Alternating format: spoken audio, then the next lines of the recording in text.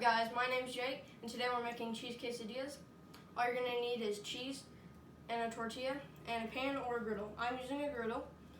So first off, you're going to put the tortilla onto the griddle, and you are going to sprinkle cheese on one half.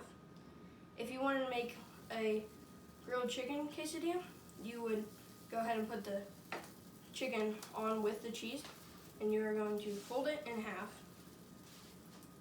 And you're going to press down to make sure it's folded, and it's going to be cooking. So wait till the cheese is completely melted, and you can flip it once or twice, which I'm doing right now. You can also top it with salsa or sour cream. I'm going to do both because I like both. So when the cheese is melted on the inside, you take it off and you plate it, obviously. And then you can add your sour cream and your salsa. Enjoy.